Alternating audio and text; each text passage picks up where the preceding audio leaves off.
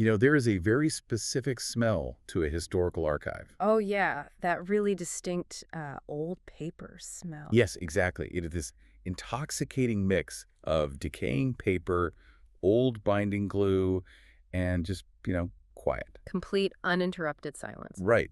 And for centuries, if you wanted to know what actually happened in the past, you had to physically travel to one of those silent rooms.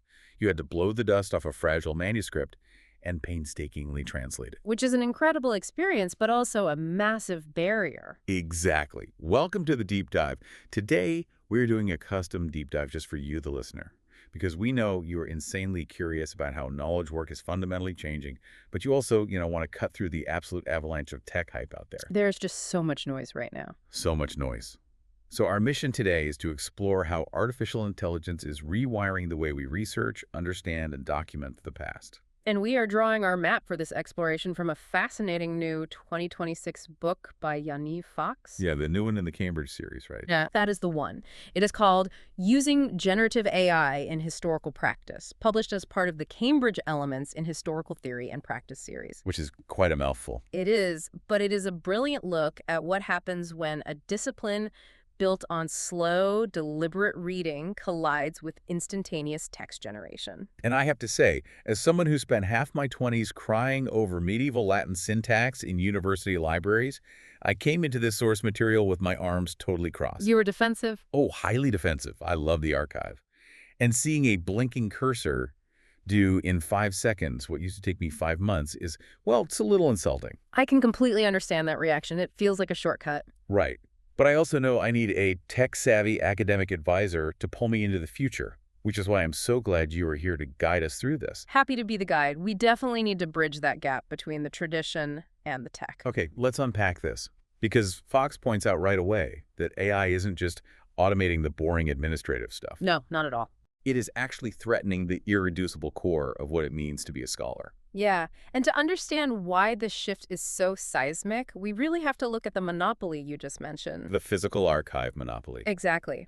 For generations, historians controlled access to human memory simply because they were the only ones who possessed the highly specialized skills to navigate physical archives. And to decipher dead languages. Right. The barrier to entry was massive. You were the gatekeepers of history. And we were proud gatekeepers. The difficulty of the work was the filter. It kept the dabblers out. But artificial intelligence has essentially knocked those gates down completely. Yeah.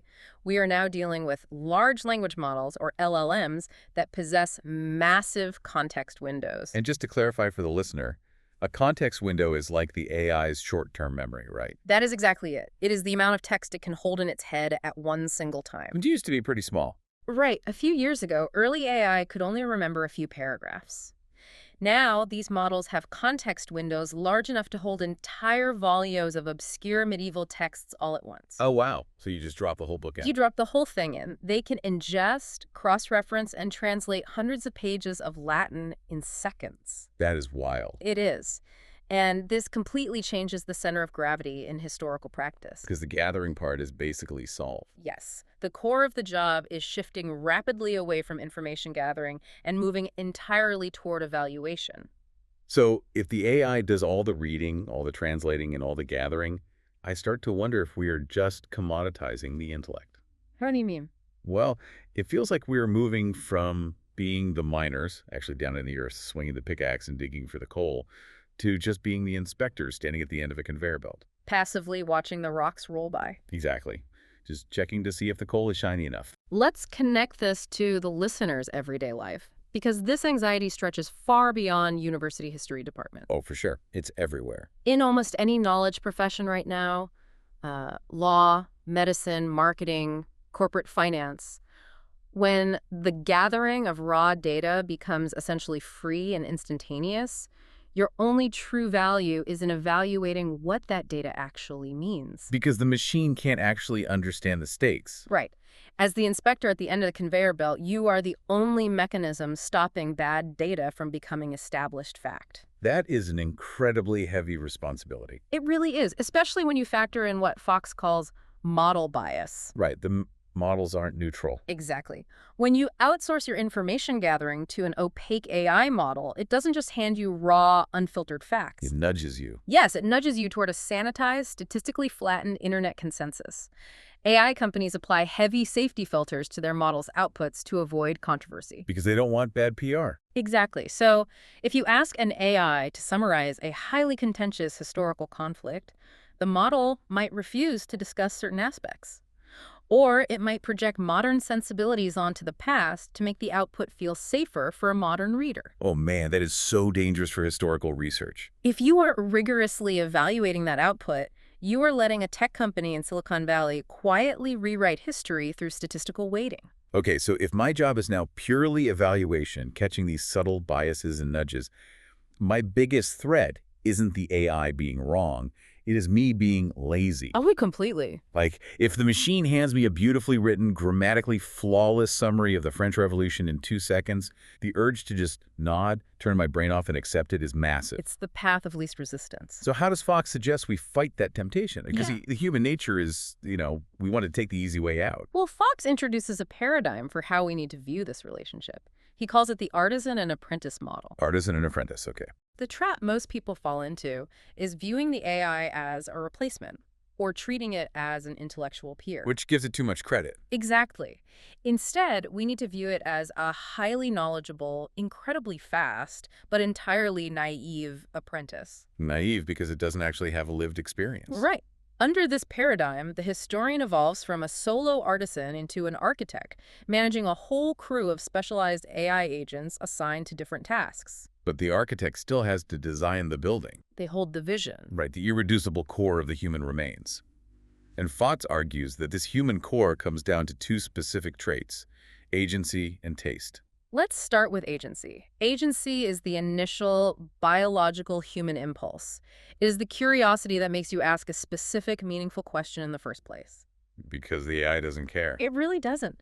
AI doesn't wake up in the morning wondering about the socioeconomic impact of the Black Death on grain prices in 14th century Florence. Right, it doesn't have shower thoughts. Exactly. It sits dormant until a human provides a prompt. You have to actively want to know. And then taste is the judgment required to look at the AI's answer and know if it's actually compelling, true, and nuanced. You have to be the judge. So what does this all mean for the AI itself? Like, why can't a sufficiently advanced model eventually develop its own agency and taste? Fox points out a brilliant concept from the AI scientist Richard Sutton, known as the bitter lesson. A bitter lesson. Current large language models lack substantive goals. They are, at their core, predicting the next word in a sequence based on vast statistical probability. Just fancy autocomplete. Basically, they don't actually learn from being surprised. When a human historian reads a document that contradicts their theory, they feel surprise. Oh yeah, you get that pit in your stomach. That surprise triggers an existential crisis, and they have to completely reshape their worldview. But an LLM is just doing math. It doesn't care if it's wrong. No. If it predicts an outcome and reality proves it wrong, the model doesn't have an aha moment. It doesn't reflect. It just adjusts a mathematical weight and moves on. Which means human taste is mathematically irreplaceable. Yeah. But this leads right into the massive risk of cognitive offloading. Cognitive offloading is the big threat here. Right. If my naive apprentice is incredibly fast and hands me work that is structurally sound, I see a very real danger of just becoming a passive consumer of AI slop. And we are already seeing this happen. The text notes how university faculty can easily spot AI-generated student work now. And it's not because the AI makes obvious spelling mistakes. No, the grammar is usually perfect. It is perfect, Yeah. but they can spot it because the writing lacks the friction of genuine thought. The friction of genuine thought, that is such a vital phrase. I love that phrase. Because when a human writes or researches, you can literally feel them wrestling with the concepts on the page. You see the struggle. You can see the doubt, the sudden leaps of logic, the struggle to articulate something deeply complex. AI writing is often perfectly smooth, entirely frictionless, and utterly hollow. Yeah, it reads like a corporate press release. Right. So if we want to maintain our agency, protect our taste, and keep that human friction alive, we have to fundamentally change how we interact with these tools. We have to rethink the workflow entirely. We have to stop treating them like Google. That is the pivotal workflow shift Fox advocates for. Early adopters, and honestly, the vast majority of professionals today Treat the AI prompt box exactly like a search engine. Put it a keyword, get an answer. It is static, keyword-driven, and transactional. You type a quick query, you extract an answer, and you close the tab. Fox argues we must move from a transaction to a relationship, treating the AI as a cognitive partner. A cognitive partner. So this means providing massive amounts of context, right? No. Fox even talks about recording rambling 5-minute voice memos where you were just thinking out loud, working through a messy, unstructured idea. Just talking through your whole thought process. Right. You feed that audio transcript into the AI so it understands your specific line of reasoning, your doubts, and your goals. You are building what he calls a shared architecture of memory with the model. And when you build that shared architecture, the capabilities become staggering. Fox outlines a few specific use cases that highlight the difference between a search engine and a cognitive partner. Let's get into those. Let's look at semantic search. In the old days of digital archives, if you wanted to search a historical text, you used sh20lf and looked for a specific keyword. Right. And if you search for money, but the author used the word coinage, you miss the reference entirely. Because sh20lf only understands strings of characters. But Fox details how he used GPT-5 to search the Confessions of Augustine of Hippo, a text from the late 4th century. That's a dense text. Very dense. He didn't just ask the AI to find the word memory. He asked the model to read the Latin text and find thematic motifs of memory architecture. Memory architect. Yeah. He wanted the AI to find moments where Augustine treated the act of recollection as if he were walking through the physical rooms of a building. Oh, wow. And the AI could actually do that. It did. The AI was able to semantically understand that abstract concept and pull out the relevant passages, even if the specific Latin words varied wildly. It was searching for ideas, not characters. The machine understands the spatial relationship between concepts. That is incredible. It is a massive leap. Another one is in network visualization. This utilizes a concept coined by the AI researcher Andres Karpathy called vibe coding. I love that term, vibe coding. It sounds like you're programming a computer purely through intuition and natural language. Without knowing a single line of actual programming syntax, that is precisely what it is. That's amazing. Fox used an AI called Claude Code, and he fed it the massive 8th century Latin correspondence of Alcuin of York. Alcuin of York, he was a key intellectual figure in Charlemagne's court, right? Exactly. Fox simply prompted the AI to read these hundreds of letters and build an interactive visual network map of Alcuin's intellectual ties. Just from a text prompt. Yes. The AI isn't just drawing a picture. It is reading the medieval Latin, mathematically extracting the names and social connections, and then it is literally writing the Python programming code required to generate a visual interactive graph. In seconds. In seconds. It translates history into data and data into functional software. A human historian would have spent months building that map by hand. Okay, here's where it gets really interesting, though. Yeah. Because as a historian, this is where all the red warning lights start flashing in my head. Hallucinations. Yes, hallucinations. I am supposed to trust this machine to accurately map 8th century Carolingian letters when the text explicitly points out an example where an AI couldn't even analyze a video of a 1906 streetcar ride down Market Street in San Francisco. It confidently got it wrong. It hallucinated facts. It literally couldn't accurately determine which direction the streetcar was going, but it presented its wrong answer with absolute confidence. The confidence of the hallucination is the most dangerous part. So how do we trust the output? Fox has a very clear mechanical solution for this. You cannot let the model rely on its general internet training. Because its training data is a mess. An LLM's pre-training data is the vast ocean of text it absorbed before it was released to the public. That ocean is full of garbage, historical myths, and unverified blogs. You have to deliberately ground the model. Wait, so how do you physically stop it from pulling in some random misconception from an old internet forum? Are you just uploading the exact document you trust? Yes, you aggressively restrict its knowledge base. Oh, I see. If you are studying Gregory of Tours, you don't just ask the OpenAI about him. You upload the Editio Princeps. The definitive academic edition. Right, the rigorously peer-reviewed academic Latin edition of the text. You put that directly into the AI's context window. And tell it to only look at that. Exactly. You give the model a strict system prompt. Only use the provided document to answer my questions. Do not draw on outside knowledge. You override its chaotic pre-training with your curated, rigorously vetted evidence. Okay, let's say I do all this. I am providing massive context through voice memos. I am grounding the model in trusted editions. You're doing the work. Right. I am vibe coding network maps and brainstorming profound motifs about memory architecture with my AI cognitive partner. How on earth do I cite this in a published paper without being accused of plagiarism or academic dishonesty? That is the million-dollar question. The ethics of this collaboration seem like an absolute minefield. It is the Wild West right now, and the current academic bureaucracy is struggling wildly to keep up with the technology. I can imagine. Fox categorizes the current landscape of academic policies into different tiers, and they highlight a deep confusion about what AI actually is. They sound like a nightmare. Let's talk about Tier 3 policies, which are the most common right now. They are everywhere. They just ask the author to provide a blanket statement at the end of their paper saying, I use ChatGPT to help with this research, Which tells you nothing. which is utterly useless. Yeah. It doesn't tell the reader if the AI just fixed some dangling modifiers and commas, or if the AI generated the entire core thesis of the book. To combat that vagueness, some journals have swung to the absolute opposite extreme. The overcorrection. Yes, Tier 4 and Tier 5 policies demand maximum documentation. They want authors to submit every single prompt they piped, every chat transcript, and every iteration of their workflow. Which would require a massive, expensive surveillance apparatus. Think about the logistics. Peer reviewers would have to read hundreds of pages of raw chat logs just to review a single 20-page article.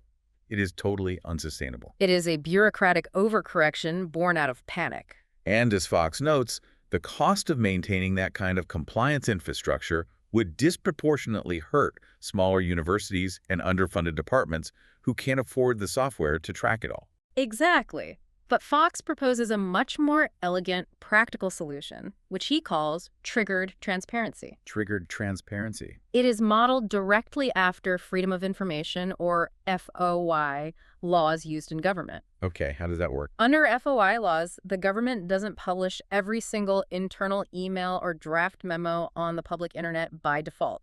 That would be paralyzing. Obviously. Instead, they preserve the records. If a citizen has a specific, justified reason to investigate a decision, they file a targeted request. Okay. Triggered transparency works the same way for scholarship.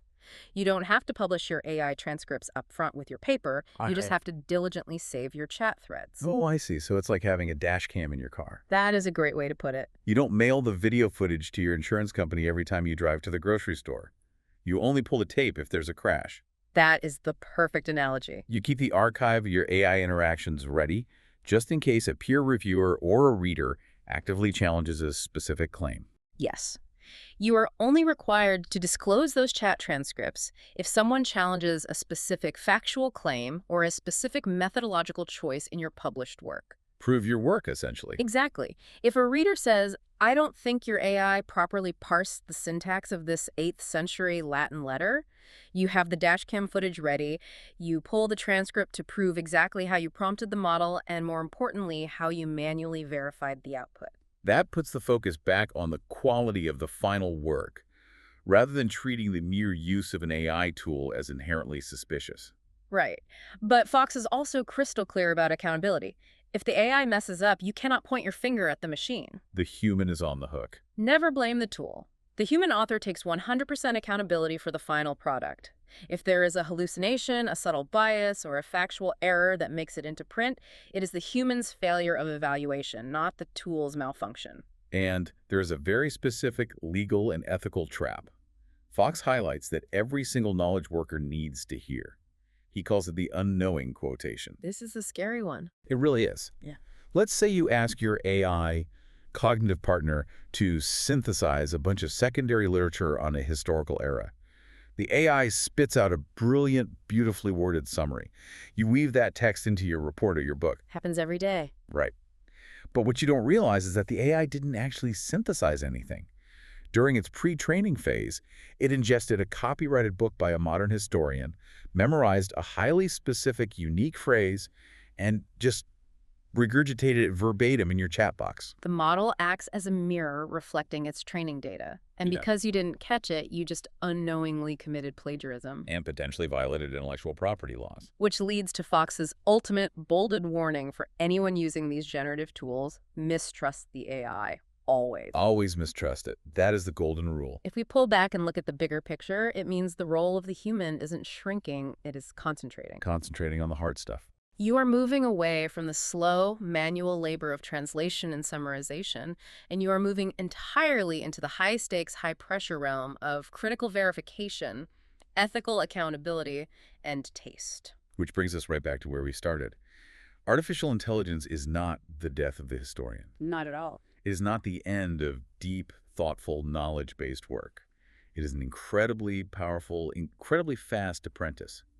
But an apprentice requires a master who possesses rigorous taste. And someone who knows how to dynamically prompt and guide the work beyond simple search queries. And who adheres to new models of ethical transparency. You have to step up, not step back. Fox leaves us with a final, provocative thought that I think perfectly frames the stakes of this technological moment. Let's hear it. He brings up the philosophers Michel Foucault and Friedrich Nietzsche.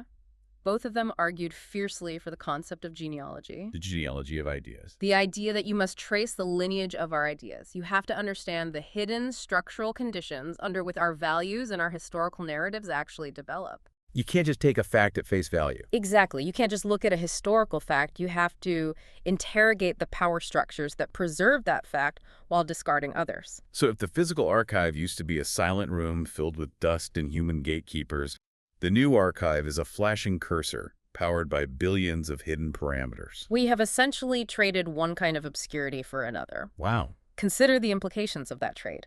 We are now entering an era where we are co-authoring our understanding of history with large language models, Which we don't fully understand. These are neural networks whose internal mathematical weights, biases, and decision-making processes are quite literally a black box. Even the highly paid engineers who built them at companies like OpenAI or Anthropic cannot fully explain the exact mechanism of why a model chooses one specific word over another in a given output. It is a literal black box. So what does this all mean for us? That is the question we have to grapple with. If you are using opaque, corporate-owned black boxes to synthesize the past, or even just to summarize your own company's quarterly data, whose reality are you actually preserving for the next generation? Yours or the machine's? It is a sobering thought. It really is. Yeah. It is a question that highlights why your human agency, your taste, and your friction of genuine thought are more vital now than they have ever been. We want to thank you, the listener, for joining us on this custom deep dive. Thanks for listening. Whether you are translating ancient manuscripts or prepping for a corporate strategy meeting, keep applying your friction to the information overload out there. Keep questioning the black box. We will see you next time.